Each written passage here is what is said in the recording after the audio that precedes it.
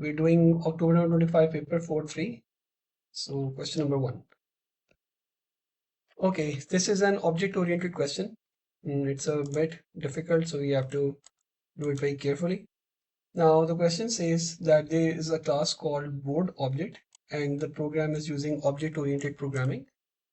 And every object has a string code, for example, a, and an integer value 2. Okay, so they have told us these are the attributes, and here we have the class methods. So they're saying write the code to declare the class board object and its constructor. Do not declare any other methods. So we'll do that. Define board object. So it should class board object column, and then we have tried the constructor.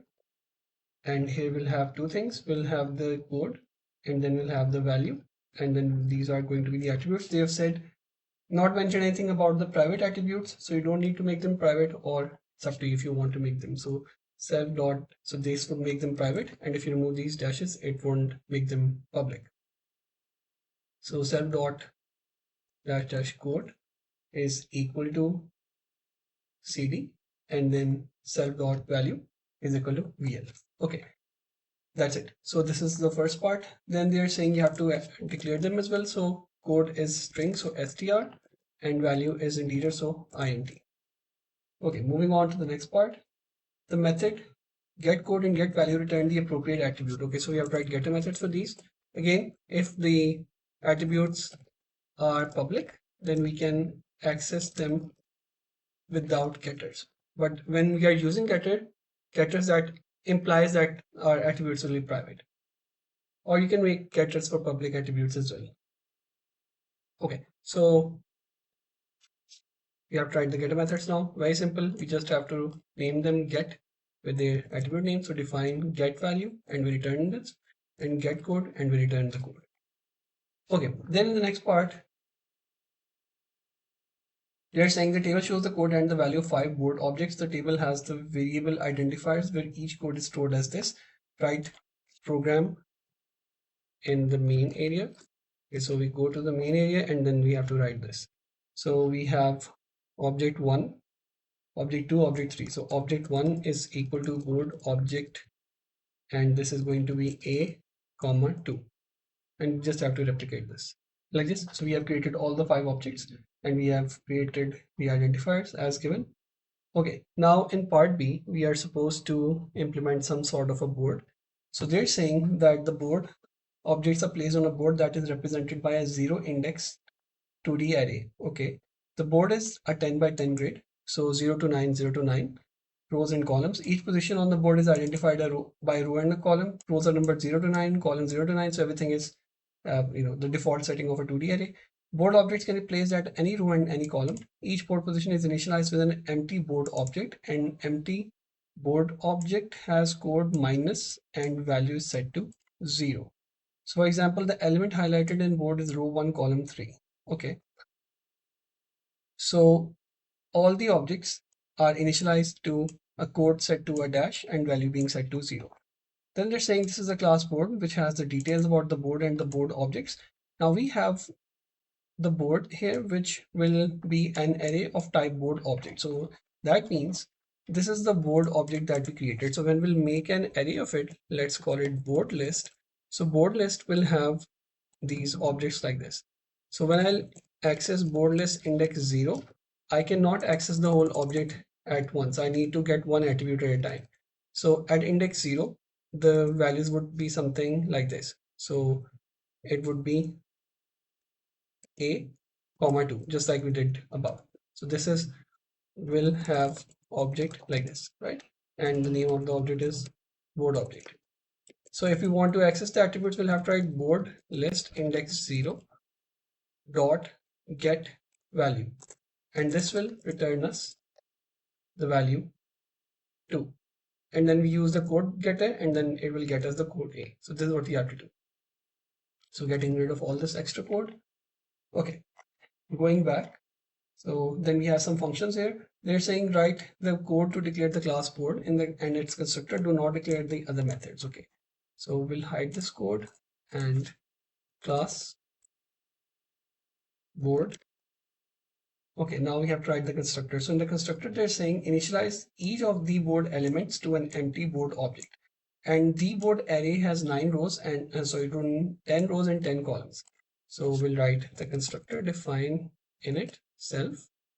Okay, and here the array is called the board, which is the class attribute. So self dot the board will set it to empty initially. Okay, and then we are supposed to, in the constructor, we are supposed to initialize all of the values to these. So code is set to minus and value is set to 0. So 9 rows, 9 columns. So we can use either a nested loop or we can do it in one line simply. So, and that one line would be for, so we can create a somewhere here, or if you don't even need to create a null operator, you can just write it directly. So self.board is, so there are two methods. One method is that you loop for row times, then for column times, and then you basically go and you put the board dot append, and then you append stuff into the board. Or the second option is to just do it in this one line. So we'll say that we are going to create a board object which will have the code minus and will have the value 0.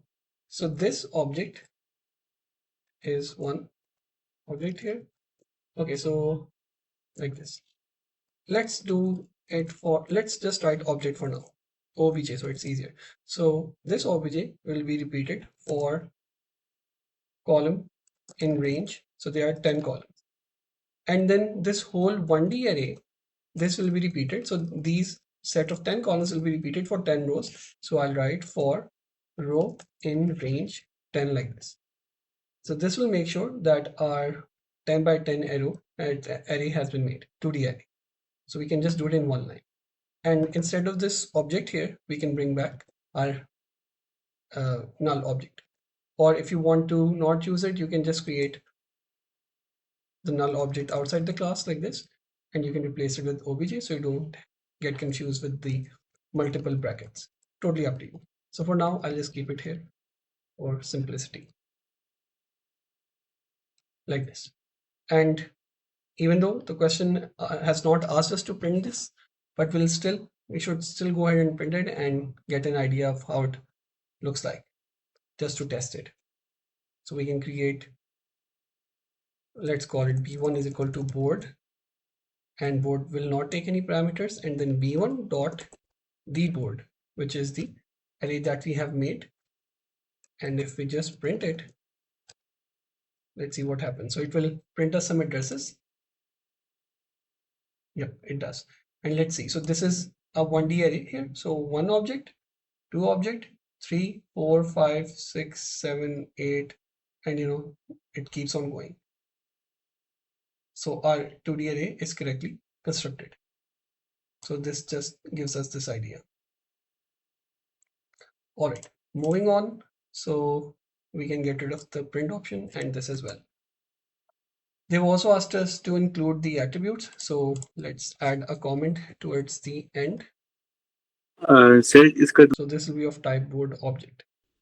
Okay, so then they're saying that you have to write the get object method. So this is another getter. So we'll define get object, takes a row number and a column number as a parameter. So that would be self, comma, let's call it row, comma, column. And then we're going to return that board object. So return self dot the board, which is the name of our array, will go to the specific row and specific column. So if the row number is 0 and column number is 1, that means we will return row number 0, column number 1 will return this value. When the row is 1, column is 3, we'll return this black area, black cell. Okay, so then we move on. Okay, then they're saying we have to write the set object. So define set object. Set object will have 3 parameters that will be so we have the object and the row and the column, and then we have to update it. Okay, so we'll have the current object, let's call it object, then again we have the row and the column. So then what we're going to do is we are going to go to our the board, the array will go to this specific row, specific column, and then we're going to update the object stored there. Okay, So this is a simple setter method.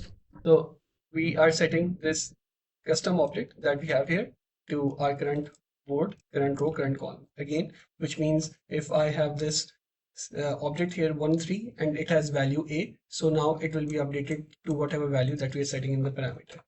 Okay, this is done. Then we move on to part number 4. Okay, now in part 4, they're saying that we have to implement a display function. So the function display board will output the code of each board object stored in the board using get code. Okay, each row in the board is output on one line with the space between each code. So all the rows are to be on one line. So one object has code A in row 0 column 7, one object has code B in row 0 column 9. Okay, the other board objects are empty, so the output of the board will be okay. So they're saying that we are supposed to output the values of our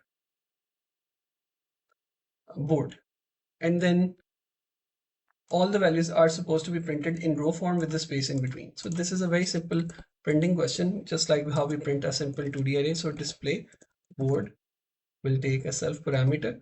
Okay, so there are 10 rows. So for row in or for r in range 10, and then we have to output every row in one single line.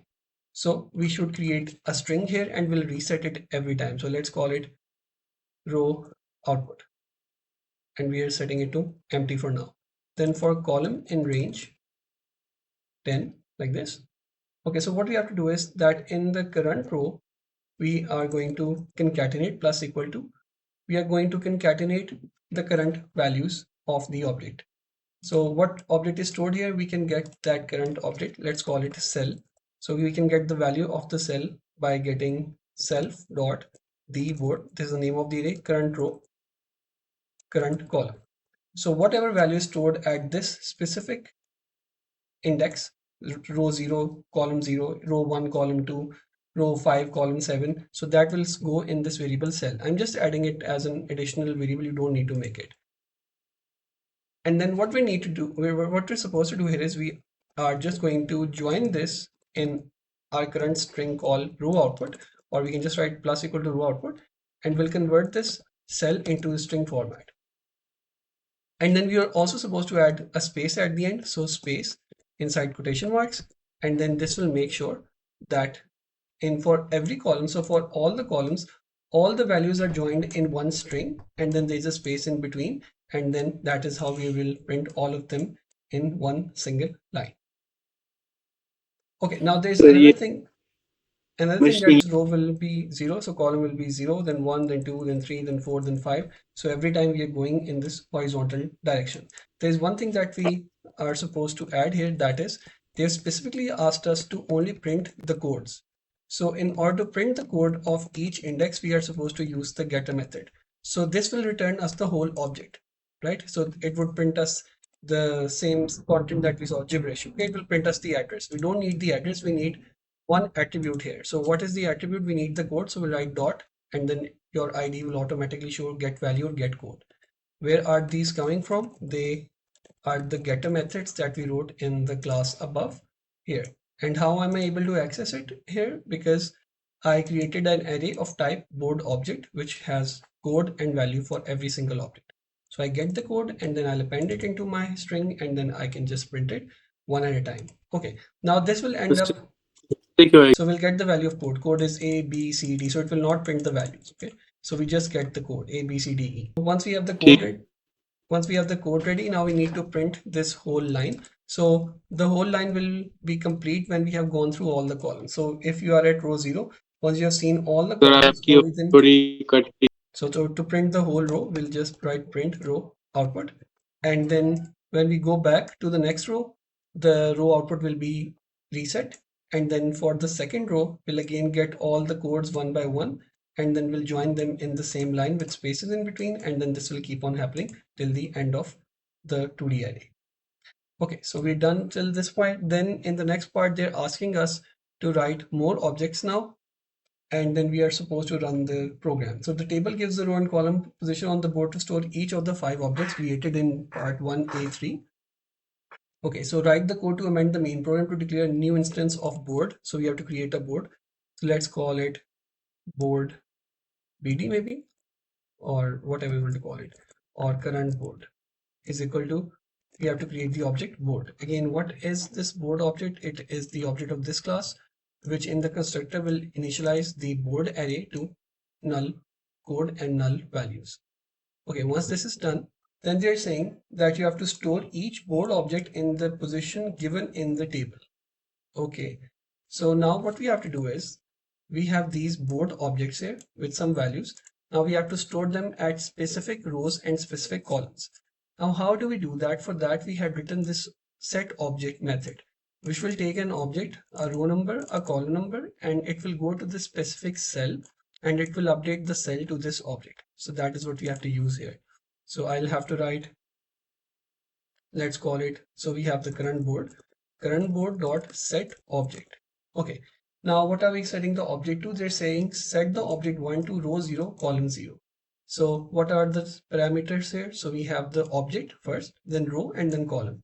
So first I write the object name, which is object 1, then row number is 0, column number is 0. So what it will do is, it will literally go in this grid, the 2 by 2 array that we have, the array we have 2D array. So at 0th row, 0th column, it will put this object 1. Then we repeat the same thing. So at the current board, we are going to set the object 2. They are saying set it to 9 and 9.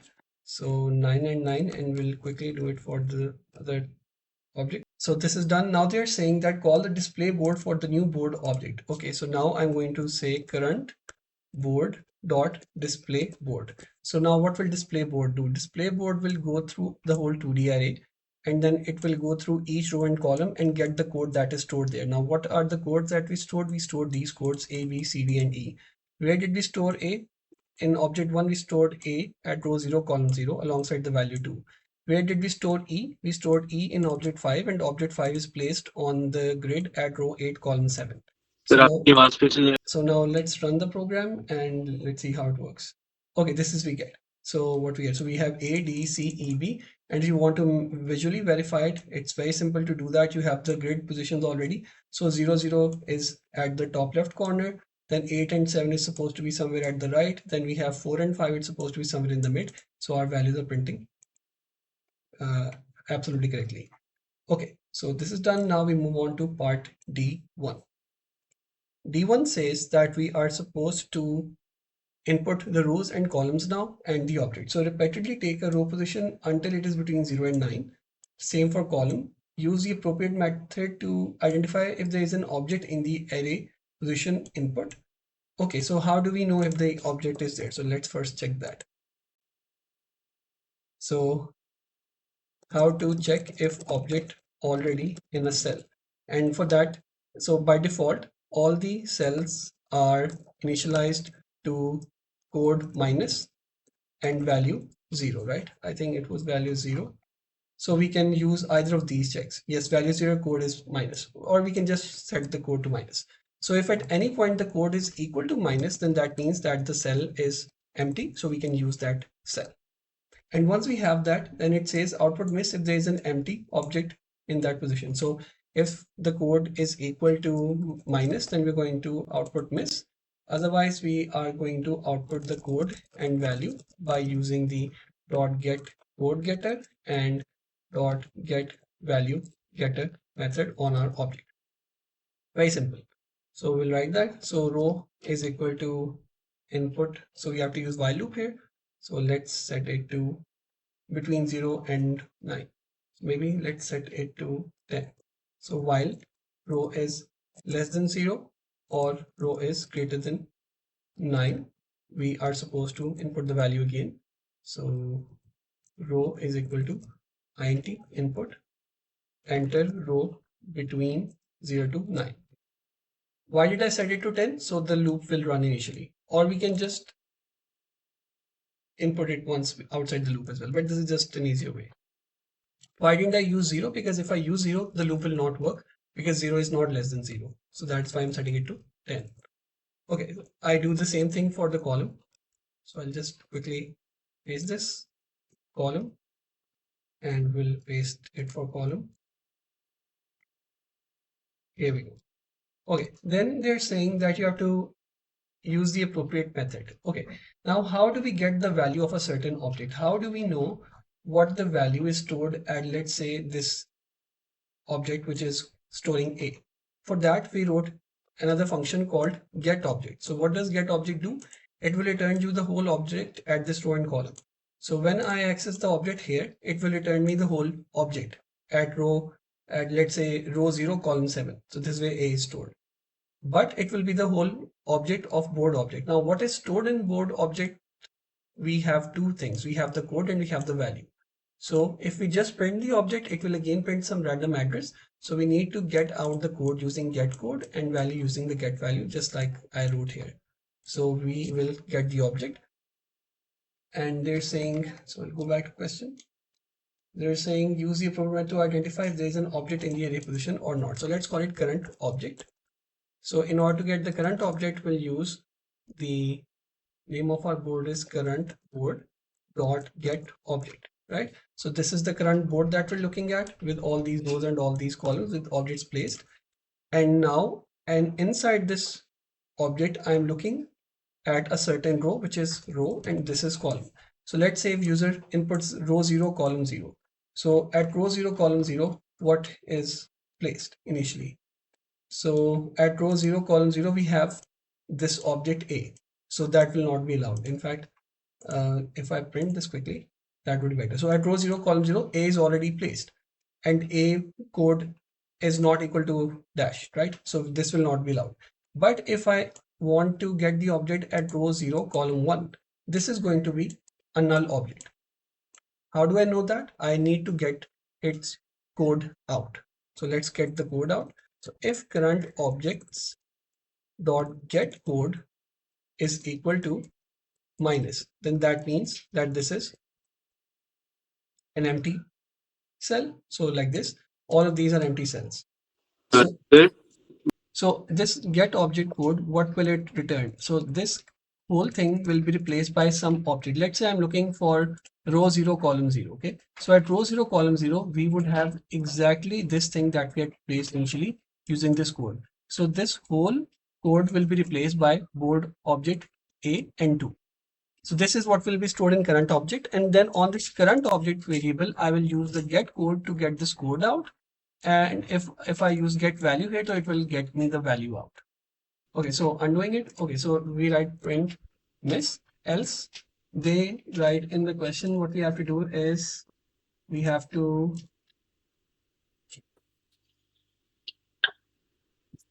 okay, if that is not the case, then we go back and we have to output the code and the value. There is a non empty object. Okay, so I just need to get the code and the value. So the code is already here. So in fact, let's write it here. The code is equal to current object. So we don't have to rewrite this again and again. Current object dot get code like this, and then code is equal to current object dot get value, and this should be value like this. The value consumed. Yes, and then this will be dot code. And in fact, I don't need to use dot here. I already have the code here. Else, if the code is not here, so I'll just print. So it says you need to output code value, output the code and the value. Okay. So we'll say the code is going to be in the format string. So the code is going to be placed in code variable, and value is going to be placed in the value variable.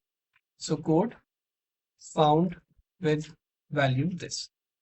And we can just output this and this will be complete. Okay, now they're saying at the last part that we have to test the program by inputting these values. So let's input these values and see 10, 4, -1 and 5. And it says code C found with value 5. And if you want to double check, you can again go to row. So 10 would not be allowed. So if you go to row 4, 0, 1, 2, 3, 4. So this is row number 4. And if you go to column number 5, 0, 1, 2, 3, 4, 5, here you go. So you will find code C found with value 5 and send the question.